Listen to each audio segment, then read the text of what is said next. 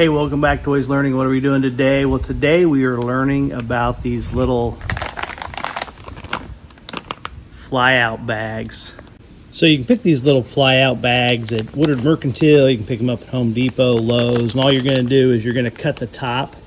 You're going to cut around this little top here with a pair of scissors, and that allows this to pop up, but it doesn't allow this to come out. So the bag kind of just hangs off of this thing, and you're going to fill water in this up to this line where it says full line, and then you just hang it in your tree for 30-60 days using this little hole here until it dries out. And then when it dries out, you simply close this up and put it in your trash and throw the flies away.